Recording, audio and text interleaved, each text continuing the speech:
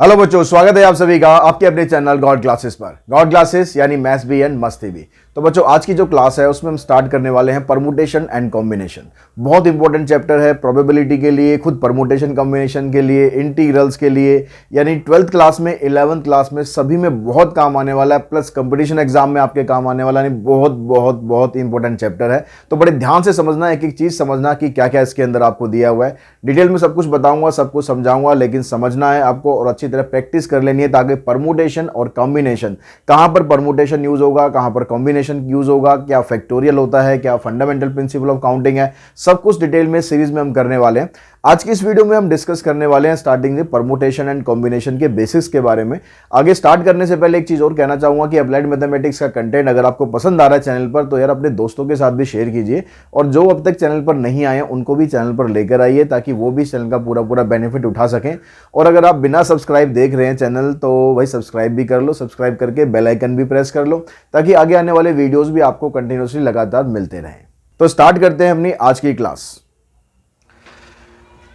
देखो, इसमें permutation combination में हमें करना क्या है, सबसे पहले तो इसका जो बेसिक कंसेप्ट है ना, वो थोड़ा सा हम समझते हैं।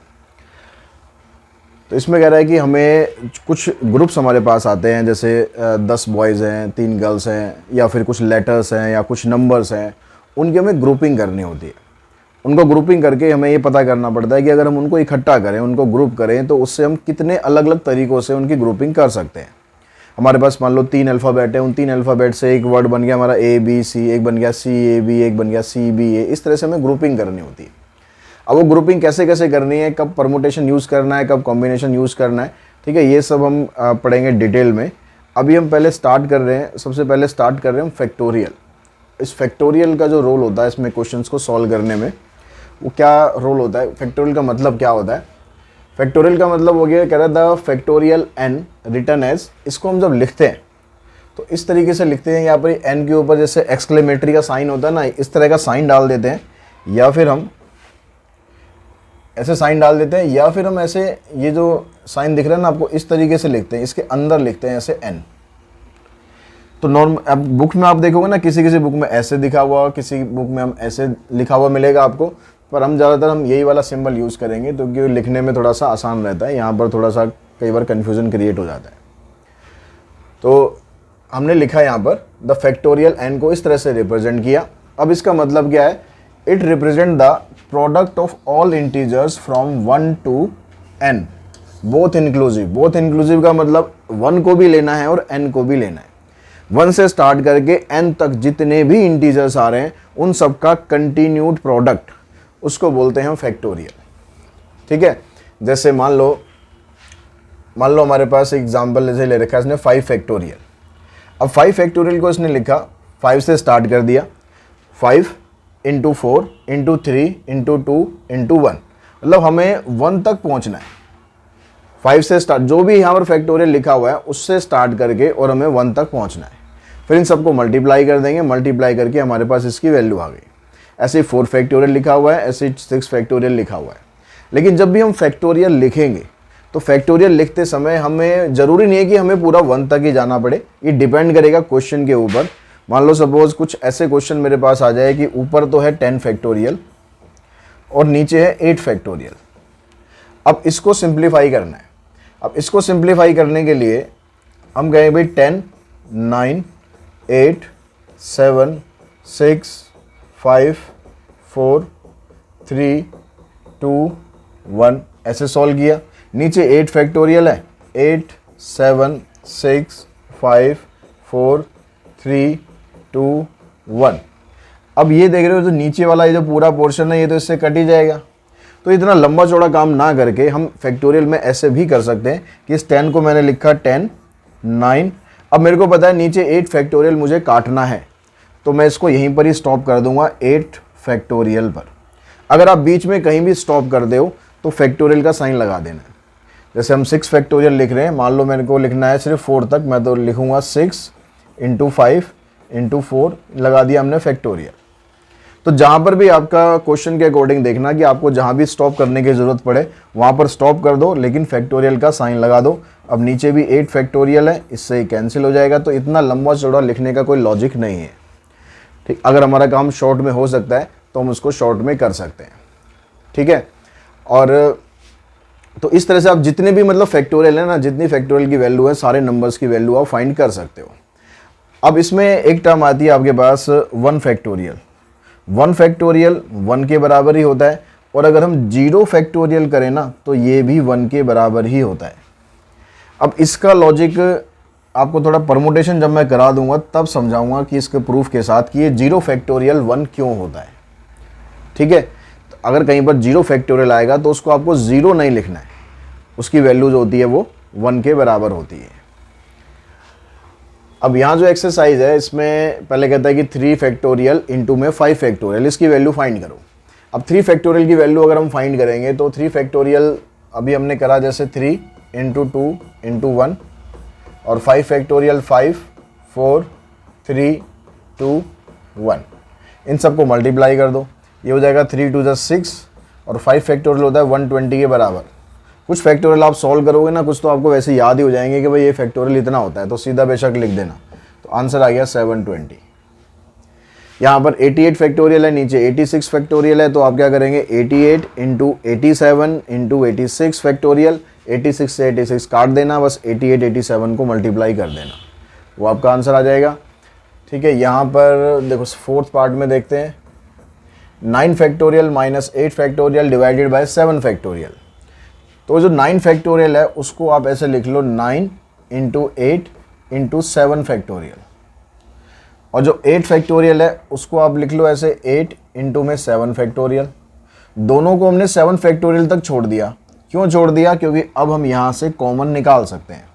हमने कॉमन निकाला 7 फैक्टोरियल, 9 इंटू 8, इधर से रह गया -8, और नीचे भी 7 फैक्टोरियल था इसलिए हमने छोड़ा था। अब ये कैंसिल, 9 8 72 -8, शिट अभी हैंग हो गया बोर्ड, ठीक है। इसको अभी करते हैं दोबारा, इसको तो आप सॉल्व कर देंगे, 972 -8 जो सॉल्व माइनस कर देना, दोनों का हमारा आंसर आ जाएगा 64, ठीक है। इसका जो 5th पार्ट है वो भी अब करते हैं, मैं बोर्ड कर दूं जरा रीस्टार्ट। अब देखो इसका 5th पार्ट है, उसमें n+2 फैक्टोरियल, नीचे n+1 फैक्टोरियल। तो हमेशा पहले ये डिसाइड करना कि दोनों में से बड़ा कौन सा फैक्टोरियल है, n+2 बड़ा है या फिर n+1 बड़ा है। जो दोनों में से जो बड़ा वाला फैक्टोरियल होगा ना वो आपको सिंप्लीफाई करना है। तो n+2 बड़ा है तो n+2 करेंगे, फिर उसमें से एक कम करेंगे n+1। अब n+1 आते ही यहीं पर रुक जाएंगे क्योंकि नीचे भी हमारे पास n+1 है। अब n+1 से n+1 हो जाएगा कैंसिल, आपके पास बचेगा n+2 और ये बनेगा आपका आंसर। सेकेंड क्वेश्चन में कहता है इवेल्युएट n फैक्टोरियल अपॉन में n - r फैक्टोरियल। तो यहाँ पर n और r दोनों की आपको वैल्यू दे रखी है, तो आप फर्स्ट पार्ट के अंदर n की वैल्यू पुट कर दो, यहाँ पर 6 फैक्टोरियल, नीचे आ जाएगा 6 - 2 फैक्टोरियल। तो नीचे 6 - 2 4 आना है, तो ऊपर जो 6 फैक्टोरियल है उसको एक्सपेंड किया, 6 × 5 × 4, नीचे भी 4 आ गया, 4 से 4 कैंसिल कर दो, 6 5 30, 30 हमारा आंसर आ जाएगा। सेम ऐसे ही जब आप ये वाली वैल्यू पुट करोगे इन दोनों में तो सेम इसी तरह से सॉल्व कर देना, उसका भी आंसर आ जाएगा। क्वेश्चन नंबर 3, इसमें भी ऐसे ही आपको वैल्यूज पुट करनी है। ऊपर n फैक्टोरियल है तो 5 फैक्टोरियल आ गया, इसमें बस एक्स्ट्रा आपको एक बाहर r फैक्टोरियल और दे रखा है, तो r की वैल्यू 2 है हमारे पास, तो 2 फैक्टोरियल, और यहाँ पर आ जाएगा n की जगह 5 पुट करना है, तो 5 - 2 यहाँ पर पुट कर देते हैं, 5 - 2 फैक्टोरियल। तो ऊपर आया हमारे पास 5 फैक्टोरियल, नीचे है 2 फैक्टोरियल इंटू में 3 फैक्टोरियल। तो दोनों में से जो बड़े वाला फैक्टोरियल है उसके हिसाब से इसको एक्सपेंड करो, 5 × 4 × 3, नीचे 2 फैक्टोरियल है, ये आ जाएगा आपके पास 2 × 1, और 3 फैक्टोरियल को ऐसे कैसे रहने दो, ये कैंसिल, 2 से ये कैंसिल, आंसर आ जाएगा 10। क्वेश्चन में कहता है कि कन्वर्ट इनटू फैक्टोरियल। अब हमें फैक्टोरियल नहीं दिया हुआ है, फैक्टोरियल में हमें कन्वर्ट करना है। तो फैक्टोरियल में कन्वर्ट कैसे कर लेंगे, जो आपको ये नंबर्स दे रखे हैं, अब फैक्टोरियल में हमें पता है कि जो हमारी जो लास्ट वैल्यू है ना वो 1 तक जानी चाहिए। तो यहाँ पर जो नंबर्स हमें दिए हुए हैं अगर इनमें कुछ कॉमन निकल जाए, जैसे यहाँ पर 3 आप देख रहे हो, 3 3 3 सब में से कॉमन निकल सकता है, तो इस 3 को आप यहाँ से कॉमन निकाल सकते हो। तो 3 को अगर हमने कॉमन निकाल दिया तो हमारे पास क्या बनेगा, देखो 3 हम यहाँ से भी कॉमन निकालेंगे, ये ना बीच में प्लस का साइन नहीं है, मल्टीप्लाई का साइन है, ध्यान रखना। तो 3 को हमने कितनी बार निकाला, 1 2 3 4 5 6, 3 को हमने 6 बार कॉमन निकाला है, तो ऐसे 3 की पावर 6 लिखना पड़ेगा। खाली 3 कॉमन निकाल के मत लिख देना कि भाई यहाँ 1 रह गया, यहाँ 2 रह गया, यहाँ 3 रह गया, क्योंकि यहाँ बीच में मल्टीप्लिकेशन का साइन है। तो अब अंदर रह गया आपके पास 1 into 2 into 3 into 4 into 5 into 6। अब ये जो अंदर वाला पोर्शन है ये 1 से स्टार्ट हुआ और 6 तक गया और कंटिन्यू प्रोडक्ट आ गया, तो इसका मतलब आप इसको लिख सकते हो 3 की पावर 6 इंटू में 6 फैक्टोरियल। तो इस तरह से ये आंसर जो है आपका फैक्टोरियल में रिप्रेजेंट हो गया। अब जो दूसरा वाला पार्ट है इसका, उसमें ऐसा कुछ कॉमन नहीं निकल रहा है, उसमें कह रहा है 6 7 8 9 10 11 12, तो हमें चाहिए यहाँ पर लेकिन 1 से मल्टीप्लाई होना चाहिए। तो हम इसमें ये कर सकते हैं, यहाँ पर कंटिन्यू प्रोडक्ट आपको दे रखा है 6 7 8 9 10 11 12 कंटिन्यू प्रोडक्ट दे रखा है, तो हम इसके अंदर 1 से स्टार्ट कर देते हैं मल्टीप्लिकेशन, 1 2 3 4 5 6, फिर इस तरह से करके हमारे पास ये 12 तक आ गई। तो इसमें हमने अपनी तरफ से मल्टीप्लाई कर दिया कि 1 से लेकर 5 तक, ये हमने अपनी तरफ से मल्टीप्लाई करा है। तो इसको बैलेंस करने के लिए हम क्या करें, इसको बैलेंस करने के लिए हम कर देते हैं डिवाइड।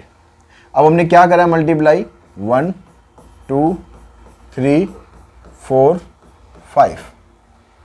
अब ऊपर आपके पास 1 से स्टार्ट हुआ प्रोडक्ट और सीधा 12 तक गया, बीच में कोई ब्रेक तो नहीं हुआ, कंटिन्यू प्रोडक्ट है। तो इसका मतलब जो ऊपर वाली टर्म है वो हो गई 12 फैक्टोरियल, और जो नीचे वाली टर्म है वो 1 से लेकर 5 तक कंटिन्यू है, तो नीचे वाली टर्म आ गई 5 फैक्टोरियल। बस फैक्टोरियल में लिखना है, आपको कुछ सॉल्व नहीं करना है। क्वेश्चन नंबर 5, इसके अंदर आपको ये 4-5 पार्ट दे रखे हैं।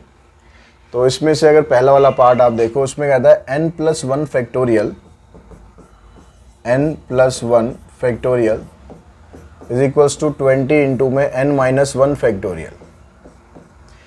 अब यहाँ पर ये दोनों, इसको मैं इधर नीचे लाके इससे कैंसिल कर सकता हूँ, तो नीचे आप लाओ या मत लाओ, यहीं पर ही कैंसिल कर दें। आपको आइडेंटिफाई ये कर लेना दोनों में से बड़ा कौन सा है। तो नेचुरल है कि यहाँ पर n+1 है, तो ये इससे तो बड़ा है ही, तो इसको आपको एक्सपेंड करना है। अब इसको एक्सपेंड करेंगे तो ये बनेगा n+1, फिर एक कम करोगे आप तो n आ जाएगा, फिर एक कम करोगे तो n-1 आएगा, यहाँ पर ही रोक दो, इधर 20 इंटू में n-1 फैक्टोरियल। n-1 फैक्टोरियल से n-1 फैक्टोरियल हो गया कैंसिल। अब आपके पास ये जो टर्म आ रही है n+1 इंटू में n इक्वल्स टू 20, इससे आपको n की वैल्यू निकालनी है। अब n की वैल्यू निकालने के लिए एक तरीका तो ये होगा कि आप इन दोनों को मल्टीप्लाई कर लो, 20 को भी इधर ले आओ, इक्वेशन बन जाएगी क्वाड्रेटिक, उसके फैक्टराइजेशन स्प्लिटिंग मिडिल टर्म करके आप दो वैल्यू x की निकाल दो। लेकिन यहाँ पर जो छोटा तरीका है आपको ये ध्यान रखना है कैसे आपको यूज़ करना है। जरूरी नहीं कि हर क्वेश्चन में लगे, लेकिन ज़्यादातर फैक्टोरियल वाले इनमें क्वेश्चन में लग जाएगा। कैसे, यहाँ पर देखो n+1 है और ये n है, ये दोनों कंटिन्यू नंबर है, एक नंबर n+1 है फिर उससे एक छोटा है। तो क्या 20 को हम ऐसे दो फैक्टर में कन्वर्ट कर सकते हैं जिसमें वो दोनों कंटिन्यू नंबर आ जाए और एक नंबर दूसरे से छोटा हो और मल्टीप्लाई करने पर 20 भी आ जाए। तो अगर हम इस चीज़ को ध्यान में रखें तो 20 को हम ऐसे दो फैक्टर्स में कन्वर्ट कर सकते हैं, एक फैक्टर हो गया 5, एक फैक्टर हो गया 4, दोनों कंटिन्यू है और ये वाला नंबर से एक नंबर ये छोटा है। अब इन दोनों को अगर आप कंपेयर करोगे तो यहाँ से n की वैल्यू मिल जाएगी आपको 4, अगर आप यहाँ से भी निकालोगे तो भी n की वैल्यू 4 ही निकलेगी, यानी आंसर आएगा हमारा सीधा 4। तो इस प्रोसेस से आप करोगे तो आपको इसमें कम मेहनत करनी पड़ेगी। अगर मल्टीप्लाई करके फैक्टर करोगे, फिर फैक्टर बनाओगे, फिर वैल्यू निकालोगे, आंसर फिर भी आपका वही आना है।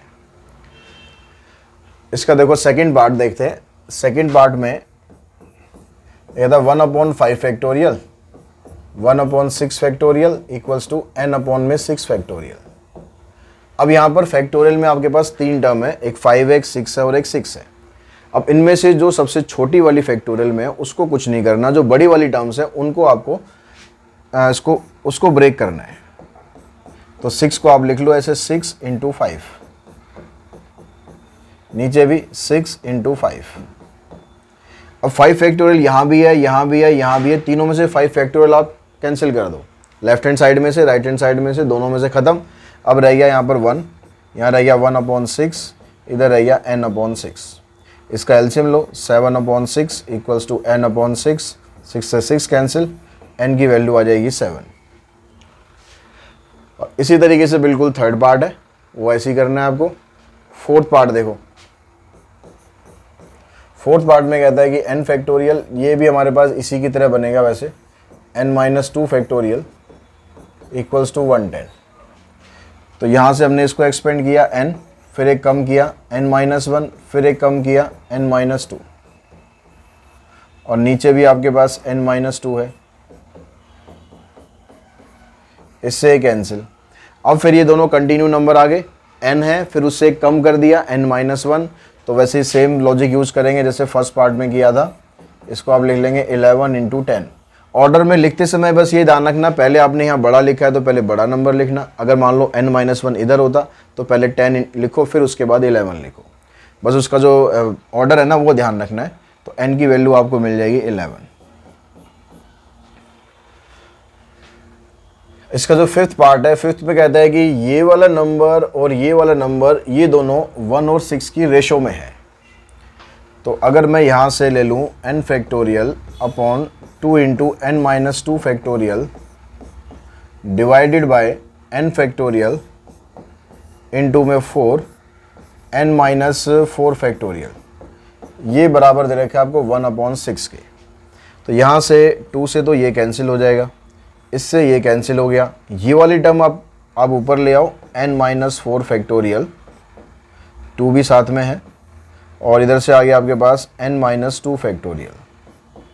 अब इसको आपको सिंप्लीफाई करना है, तो यहाँ से बना आपके पास 2। अब n-4 बड़ा है या n-2 बड़ा है, पहले हमें ये डिसाइड करना है, क्योंकि यहाँ माइनस में टर्म्स है, तो ये n-2 जो है ये बड़ा है। तो ऊपर जो n-4 आ रहा है इसको आप ऐसे के ऐसे ही रखना। नीचे n-2 है तो उसको हम लिखेंगे पहले n-2, फिर एक कम करेंगे तो n-1 नहीं होगा, एक कम करेंगे तो n-3 होगा, फिर एक कम करेंगे तो n-4 होगा, इज इक्वल्स टू 1/6। इससे ये हो जाएगा कैंसिल, इसको इधर ले आओ, मल्टीप्लाई कर दो, इन दोनों को इधर ले जाओ, तो ये आ गया 12 equals to n-2 into n-3। फिर से वहाँ सेम चीज़ आ गई, ये दोनों कंटिन्यू प्रोडक्ट आ गया, ये बड़ी टर्म है, ये इससे छोटी टर्म है, तो इसको लिख देते हैं हम 4 × 3 equals to n-2 into n-3।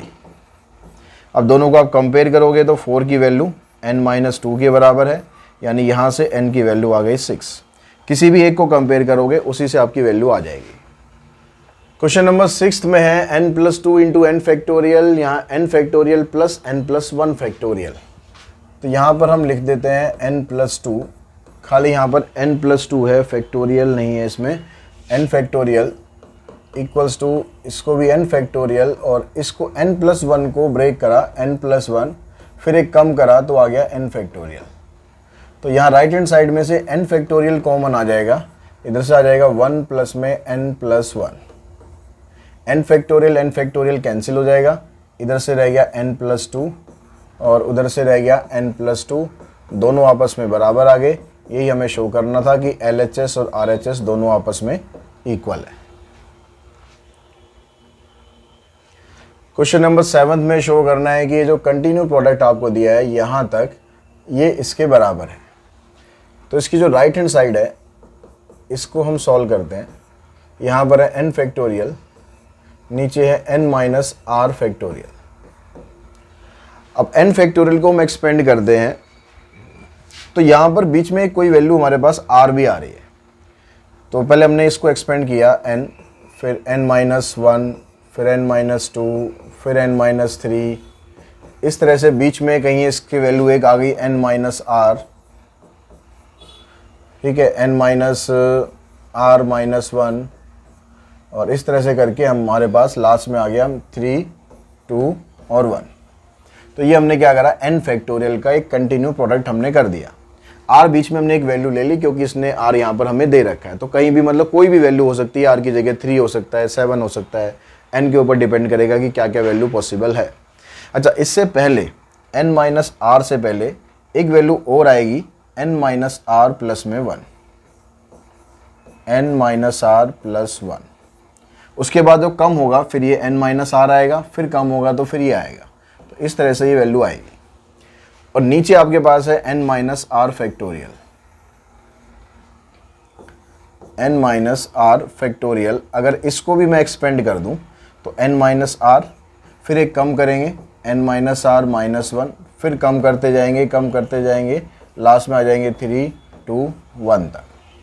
तो अब यहाँ पर आप देख रहे हो n माइनस आर से जो स्टार्ट हुआ, यानी यहाँ से लेकर यहाँ तक का जो पोर्शन है, ये पूरा का पूरा पोर्शन इससे कैंसिल हो जाएगा और जो बचेगा आपके पास वो आएगा n minus 1, n minus 2, n minus 3 और n माइनस आर प्लस 1। इस तरह से ये प्रूव हो जाएगा। तो आई थिंक इस वीडियो के थ्रू आपको क्लियर हो चुका होगा कि जो फैक्टोरियल नोटेशन होता है उसको आपको किस तरीके से सॉल्व करना होता है, क्वेश्चन आपको कैसे उसके सॉल्व करने हैं। और अगर वीडियो पसंद आए तो वीडियो को लाइक जरूर करें, शेयर जरूर करें और चैनल को सब्सक्राइब जरूर करके रखें। आज की इस वीडियो में इतना ही। Thanks to all of you.